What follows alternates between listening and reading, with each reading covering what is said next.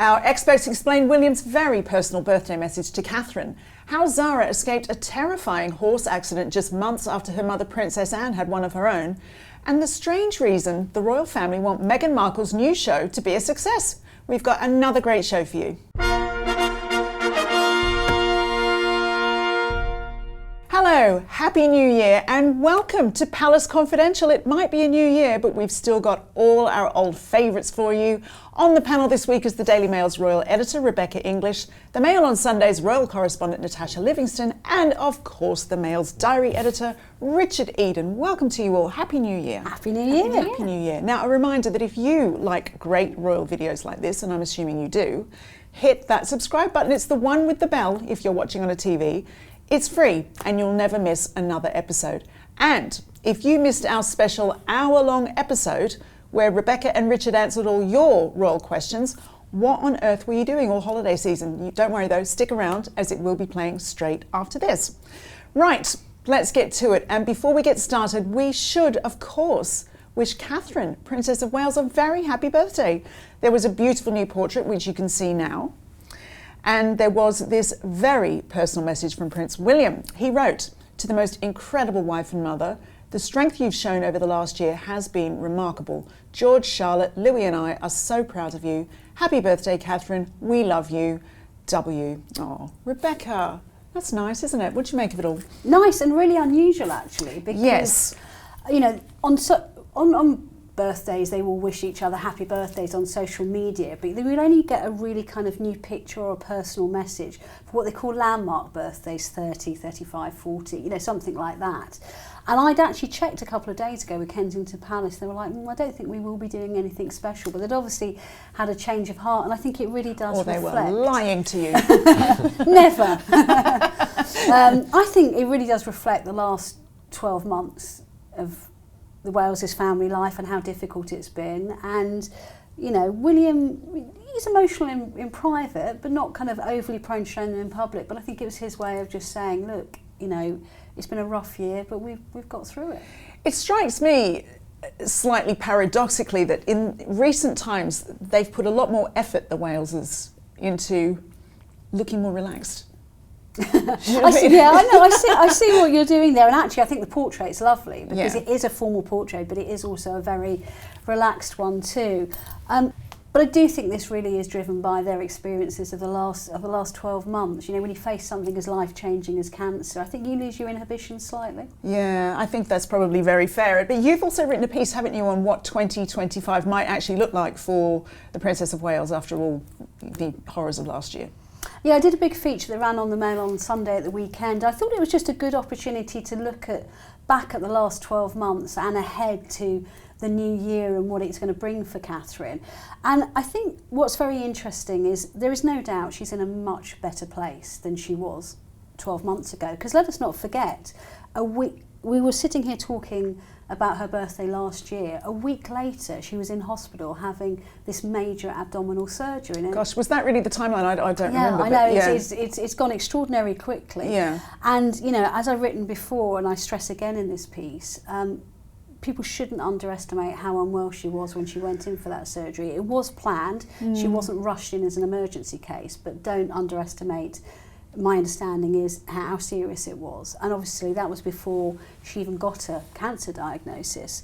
And what I've been told by multiple sources is that she's in a much, much better place now, very optimistic about the future. We are going to see her on more engagements, but let's not run before we walk. And I think it's going to be still a very slow and measured return to royal duties with very much a focus on her family, because of course facing a kind of life and death experience like cancer, I think it does give you a new appreciation of what you have in her life. And I do think she wants to put, as I wrote, her family first as opposed to the family. Still respecting the traditions, we'll still see her on the big royal engagements, but it will still be a little bit more of what we've seen since September, which is slow and steady.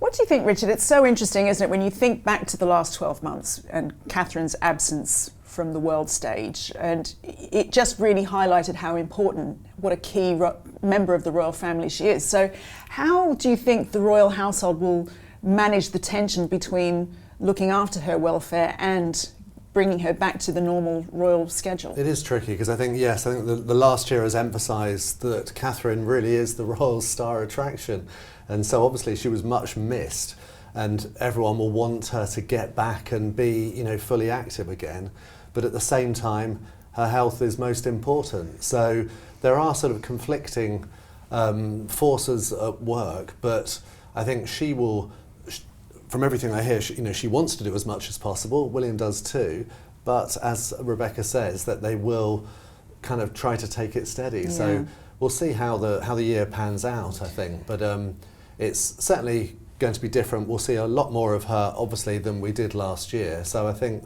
you know, it's something to be very positive about. Indeed, especially, and it is a happy occasion, you know, many happy returns to our Princess Catherine. Now, Natasha, as it is her birthday, we thought we'd also take a moment to look at these pictures that were brought together from our Mail Online colleague Claire Chisotti that show how Catherine has possibly surprisingly taken inspiration from a certain very famous royal.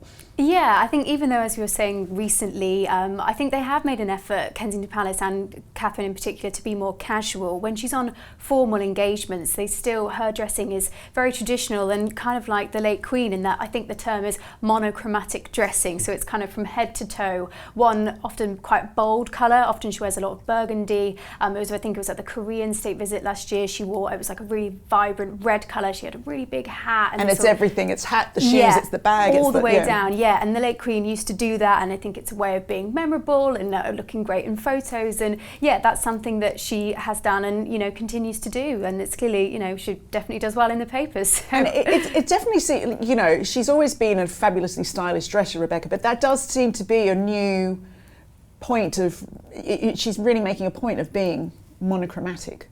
Yeah, because I think in the early days we would see a lot more patterns and things like that. But I think as you develop and you know, she's not obsessed by the way she appears in newspapers or online, but you'll always take lessons from it and work out what works for you. And she knows what works for her now. Any favourites here in this? Well, I have to say the gallery? one that Natasha mentioned for me, the when she greeted the South Korean leader for the state visit, I was going to say last year, but it was the year before, 2023, in the red outfit with the hat and the kind of the cape style coat. I thought she looked absolute knockout there. Well, I always used to love it when our much missed Queen wore yellow, and I really like the yellow that we've seen. I can't remember, I think it was an Easter celebration. Yes, actually it's quite an Easter colour for her. I mean, obviously she famously said, as a member of the royal family, particularly as a monarch, you have to be seen to be believed. And she was a very diminutive woman. She was tiny, but you wouldn't actually know that because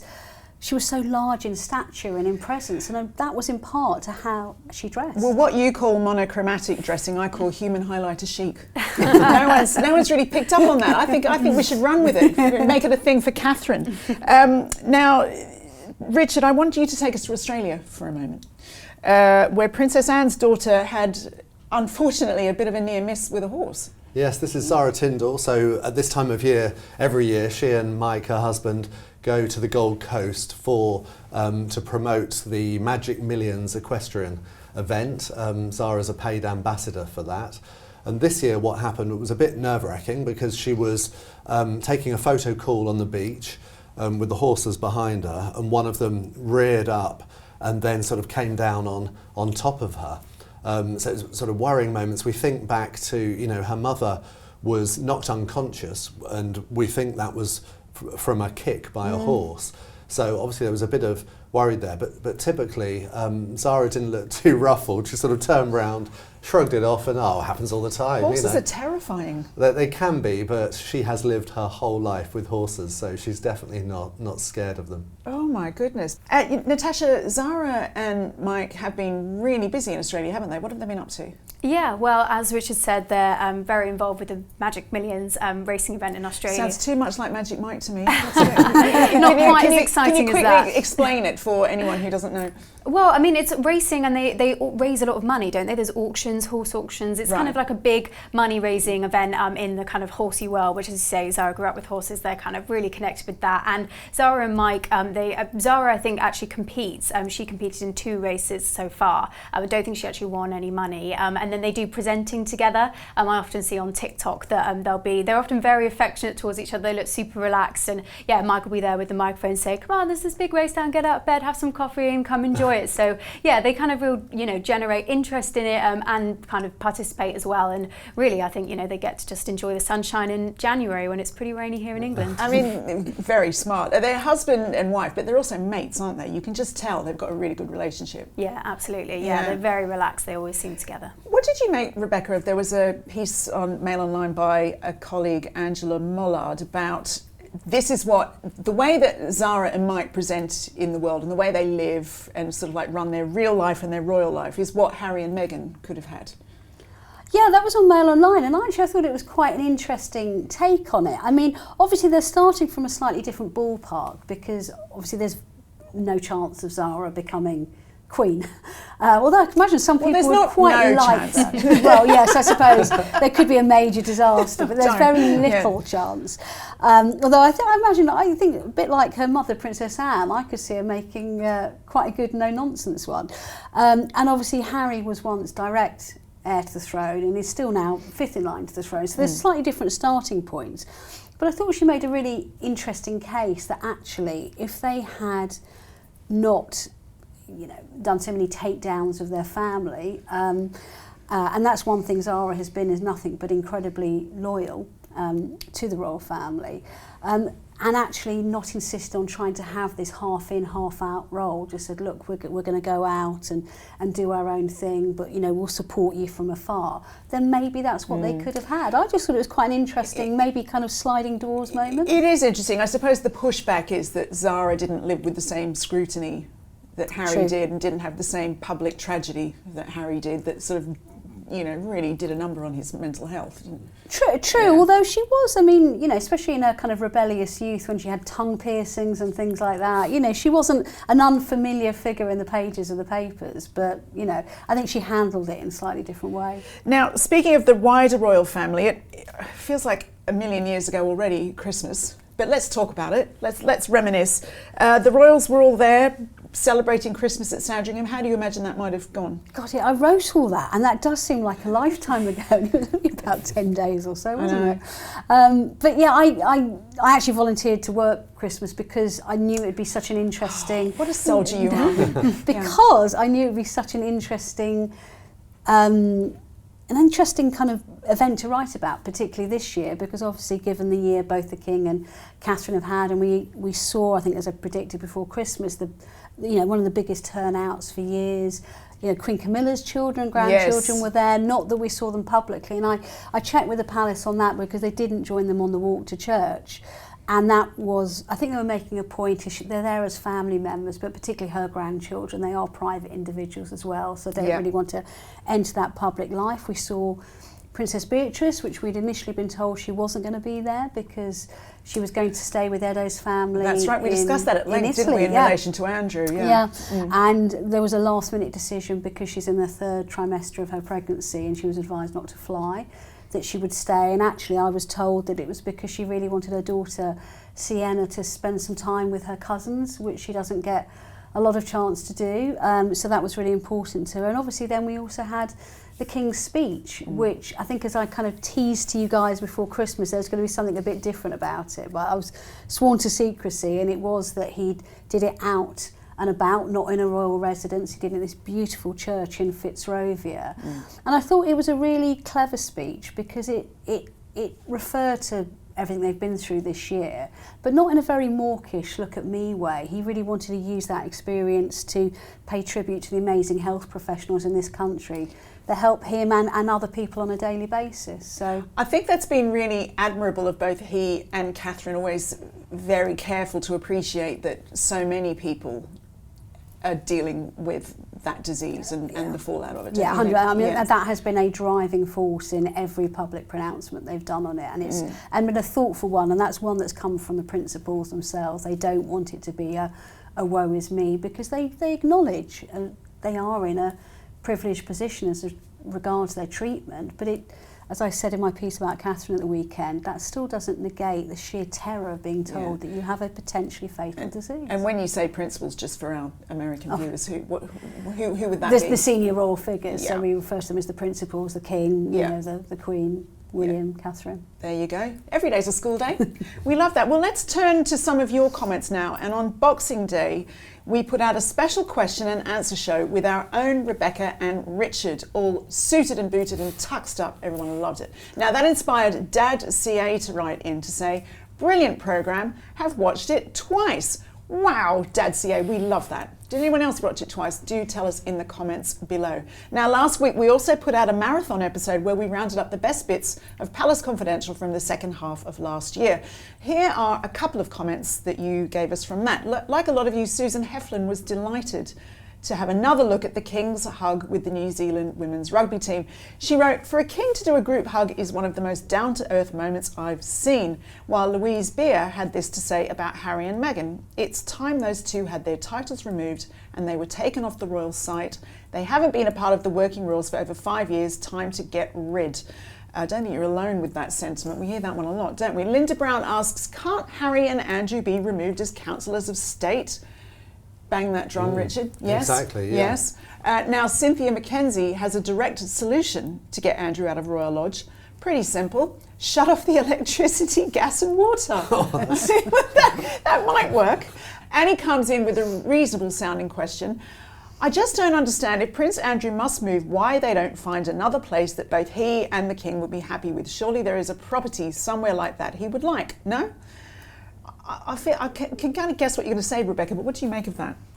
Look, it's a reasonable question from a reasonable person, but we're in kind of a slightly extraordinary situation where Andrew feels he has a absolute legal right to live in that house. He's paid the money up front, he's entitled to be there, he's got a cast iron lease, as he tells us, and I think he thinks anything less than that would be both kind of downgrading and degrading for him. So Frogmore Cottage, as it's quaintly called, even though it's not a cottage, isn't it, is quite nice. It was three houses, 3 staff houses that were knocked in together. So it's a 5-bedroom. I mean, how can anyone survive in that tiny space? Yeah, but come on, to move from Royal Lodge, which, as we always say, despite its name, is a huge palace, to what used to be staff cottages. I mean, come on, that's like an insult to Prince Andrew. I mean, I know people who've been in that in Frogmore, and they say it you know, as regards a royal residence would go, it's cosier. But I would say define cosy. Oh, cosy! Quite the C word. When you're a privileged royal person, you don't want cosy. You want to get lost in your own house, don't you? Yeah, which I think Andrew very much does in Royal Lodge. Well, now to an absolutely brilliant comment from Andrea Moroney. I think we've heard from you before, Andrea. Now, this is a long one, but a goodie, so settle in. She writes, tea at Sandringham. 2 nights ago I couldn't sleep, so I opened your latest edition of Palace Confidential to listen to while I dozed. No offence, but sometimes Rebecca and Richard E.'s voices put me to sleep. I know how you feel, Andrea. They're just so nice. Oh, but that's not why for me. It must have worked, because I dreamt I was invited to tea at Sandringham. Camilla and Princess Catherine were there. Even Meghan made an appearance, but left early as nobody was talking to her. Then Rebecca English woke me up and told me that I couldn't sleep on the sofa at Sandringham. Quite right. That's a very specific and slightly worrying dream, Andrea. Does anyone else dream about the palace team? Does anyone else use this to go to sleep? Can't believe I'm actually going to ask you that and get the answer. Maybe last week's 4-hour episode would be good for that. Help you nod off a bit. Do let us know in the comments below. That's extraordinary. I love that. That's made me properly I don't think I've ever dreamt about either of you, but I probably wouldn't own up if I had. Anyway, back to the panel. Richard, as you predicted in a story last year, we now know more about Meghan Markle's cookery and lifestyle show. Yes. Tell us everything. This is the long-awaited series. It's called, we've now discovered, With Love, Meghan. A trailer appeared just after Meghan rejoined Instagram, which she hadn't been on for years, and we know also she's talked about the dangers and perils of social media. It's something that she and Harry talk a lot about. Well, now she's back on social media, and promoting this show, which will come out next week. So we all look forward to watching the 8 episodes. Excellent. And where can we see this? It's on Netflix, Of course. Yes. And it's the cookery and lifestyle show. A very upbeat trailer with a sort of upbeat 60s song, and it shows her, cooking and doing various things with friends.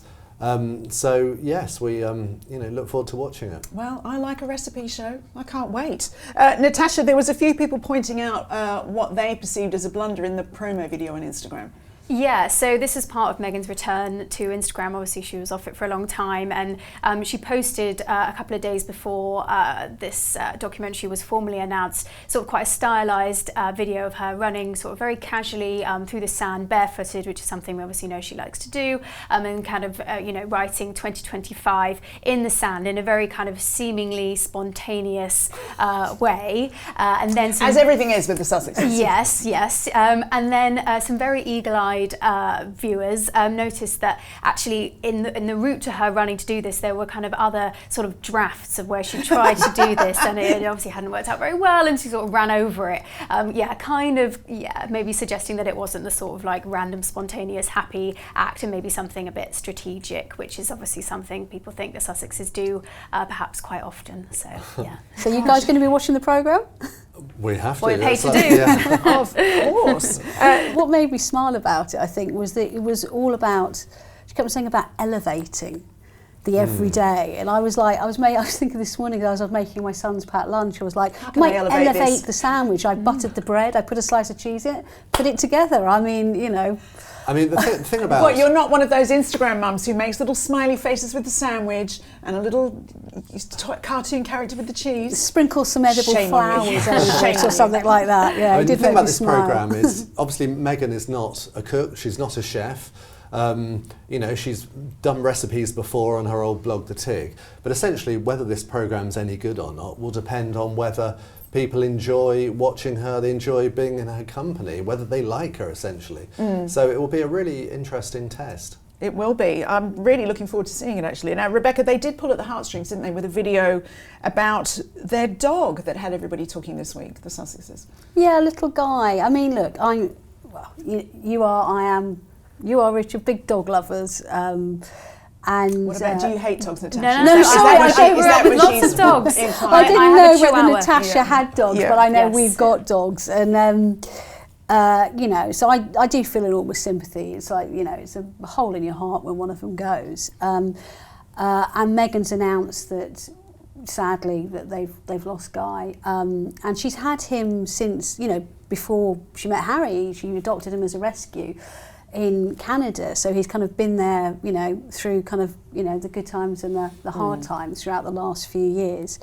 And the video montage she put up was quite extraordinary. It was quite a personal video montage. It even featured Archie and Lilibet in it.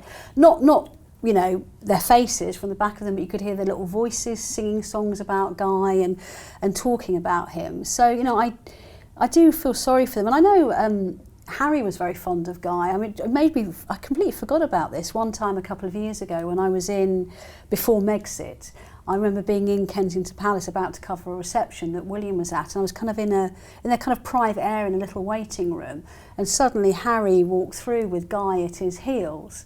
And of course, Guy, being a happy little dog, went to kind of go up to us and go, hello, and you could hear him go, come here, come here, come here. Of course, he didn't want Guy saying... We don't talk to them. I didn't want Guy saying hello to us, and he kind of carried on. It was slightly awkward. And the one thing I would say is that the message that kind of accompanied this, so she wrote a kind of written tribute as well, was very gushing. I understand all those sentiments, but it was a lot of talk about how she wanted to get into the shower in the hope that it would wash away the heaviness of her tears. And it made me kind of think of when William and Catherine lost Lupo, and they did put a message on social media about it, but it was like, it's with a heavy heart we announced we've lost Lupo, who's a big part of our family, the end. And I think people understood that. But maybe that's a kind of a very British way of doing things. Yeah. And then the other thing that I thought was quite noteworthy was that she used it as a plug for the show, which... I'd be honest, made me personally feel a little bit uncomfortable. It said, look, Guy's going to feature quite a lot in our show, and hopefully people will see how much I love him and will feel drawn to him as well. I'm just not sure that was a wise thing to do. But I think that it was clearly going to be awkward, because if the programme starts next week and the dog features in the programme, but he's actually dead, I think she felt she had to tell people before what had happened. Maybe, or you could add, at Did the end you just of defend Meghan? Did I just hear that? Well, you could add just at the end of the show, in loving memory of Guy or something. You kind of often see things like that. I don't know. Just maybe. It's a choice, It's as a they choice, say as in they Hollywood. say, yeah. But now, Richard, your newsletter this week had some surprising insight from a palace insider about Meghan's show. Yeah, I've been desperate to know what did, because we all had our own views about this trailer and the Instagram, and I was desperate to find out what's the word at the palace, what are people saying about it there. But I was actually quite surprised when I found out, because essentially they wish Meghan well, they hope it's a success, and that's not because they're going to be sitting around eagerly watching her cookery programme, but if it's a success, it means that Harry and Meghan don't have to go back to exploiting those royal connections again. I mean, remember when they got the huge deal from Netflix, what was the big lure for Netflix? It was that they were going to be telling their story, which they did with their series. This other stuff is kind of additional to that. But surely even the Sussexes know now that they've flogged that horse with sort of like going back and telling the tales of woe about what a dreadful life royal existence is. No, I mean, do not underestimate the importance of this programme, because their Netflix deal ends this year. And if it's not a proper hit, Netflix will be reluctant to renew that very expensive deal. And then they only would if they were offering something juicy, like we're going to be doing another reality show, we're going to be, talking about this, that and the other. So, a relatively innocuous cookery show very much suits the royal family. So wanting it to be a success is not because suddenly everyone's cheerleading for Meghan over at Buckingham Palace, is that right? No, I don't think they'll be gathering around with the popcorn for a sort of joint viewing of With Love, Meghan. Oh, you never know. You never know. Well, we'll put a link to Richard's article below for you. Now, Natasha, your paper put out an interview with Meghan's father. What did it say? Yeah, so Thomas Markle, who has not been very well over the past couple of years, as everyone knows, he's decided that he's leaving his home, which is currently in Mexico, but I think it's about 250 miles from where the Sussexes currently live. So, geographically, they're currently quite close. And he's saying he wants to move to Asia, perhaps Southeast Asia. He's saying that he just wants to sort of get away. And I think the quotes were that he wants to be somewhere where he'll be treated with kindness.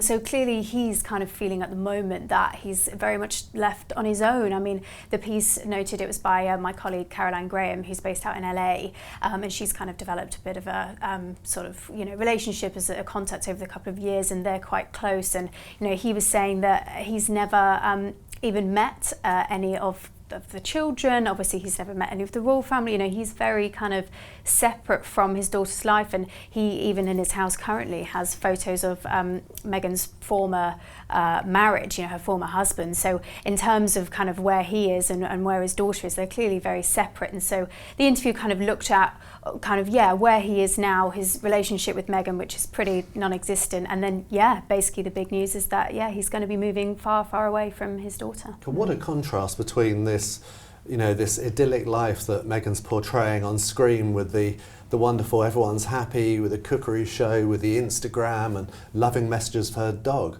Well, what about for her father?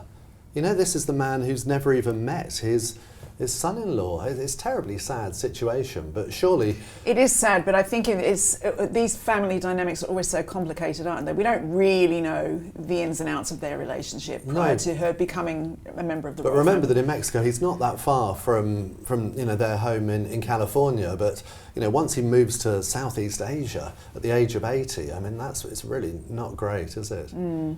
Well, moving on now, there's a much discussed topic on the Mail Online Royals site this week. There's a piece written by distinguished journalist A.N. Wilson, and he had a warning for the present group of royals about how they go about things. It was quite interesting, wasn't it, Rebecca? Can you sort of sum up what he was saying?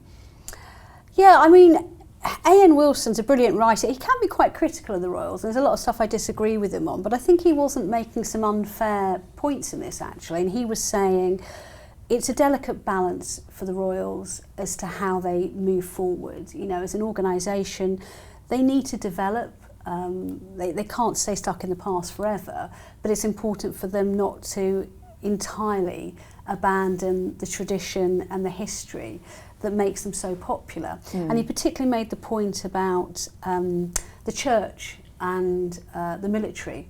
You know, they're so caught up with being, tied up with being monarch. You know, their monarch is head of the Church of England, is head of the armed forces. And what are they to us as people, as subjects, if they are not still those things? Yeah. And he was quite positive about the king, and saying he was a bit of a naysayer about the king, and saying he didn't think he would ever be able to put to one side the kind of years of campaigning and intervention to be the monarch we've seen, which actually, he says, has been a monarch with kindness, with compassion, who has done his job under difficult circumstances very admirably.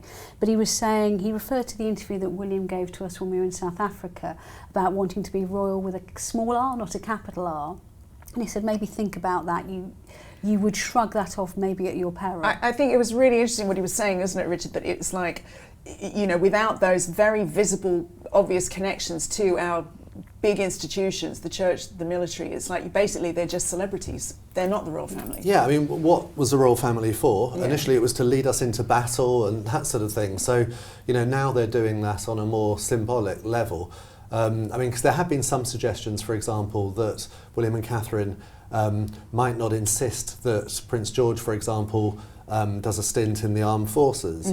Well, I mean, time will tell. We'll see about that. But everything we've seen from William so far and from Catherine suggests that they really do value that link with the armed forces. So, but did he not also say that George may or may not be the head of the Church of England? He won't necessarily pressure that either. No, well, certainly William hasn't said that, but Right. there's been speculation.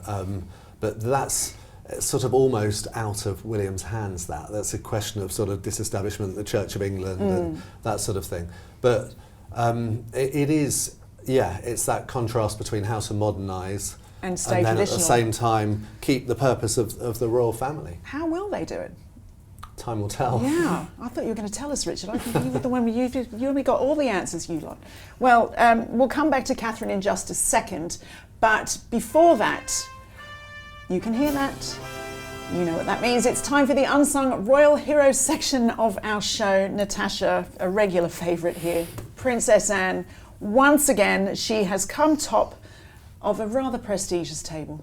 Yeah, I think the viewers can probably guess what it is. She's the hardest working royal yet again. I mean, for understandable reasons, last year, you know, we know that the King and the Princess of Wales had to step back with some of their engagements, and, you know, even Queen Camilla, she had to step back for a little bit because she had her chest infection. But Princess Anne, even with her head injury, you know, she really did plough on with the engagements, and it was not even just the tally of domestic engagements in the UK, but also the number of foreign engagements that she again came top of the list.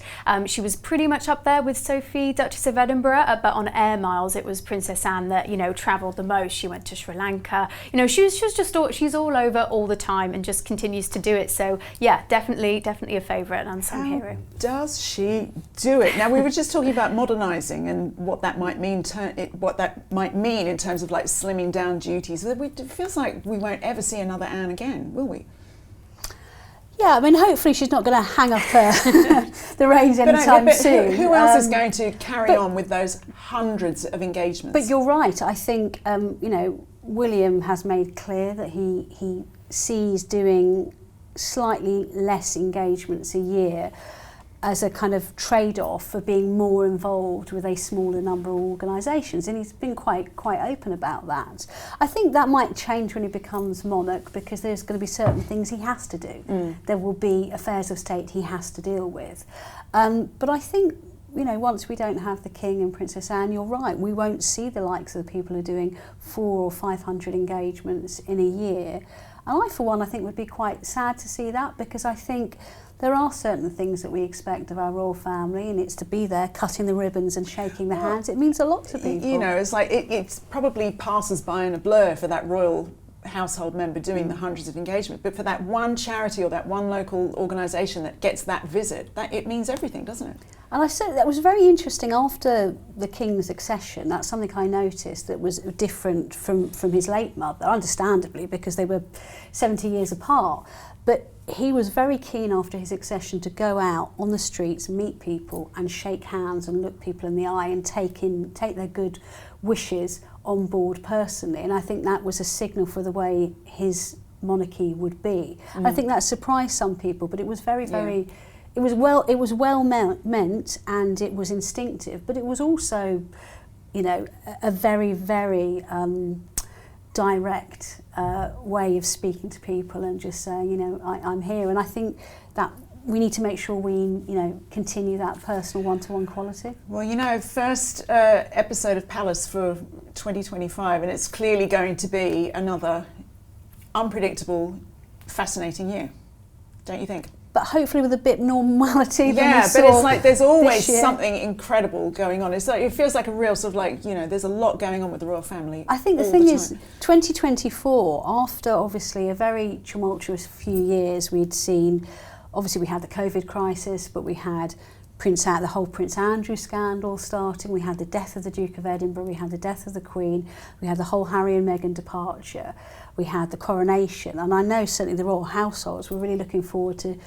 2024 being the year it got back to normality. And by the end of January, all of that had been turned on its head with the King and Catherine's diagnosis. So I know from their point of view, they're really hoping that 2025 will be the year. I don't think they get, well, you know, well, there'll be good things. It's going to be a great year. Well, as we discussed earlier, the Princess of Wales is today celebrating her 43rd birthday. So to mark that occasion, we've done 43 of our favourite pictures of Catherine.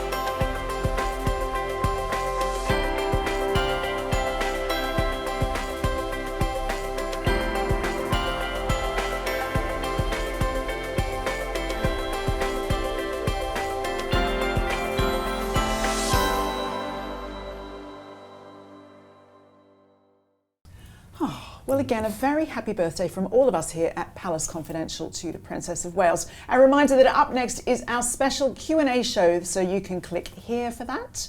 And just time to say thank you to Natasha, Rebecca, Richard, and to you, of course, for watching. We will see you next week. Bye for now.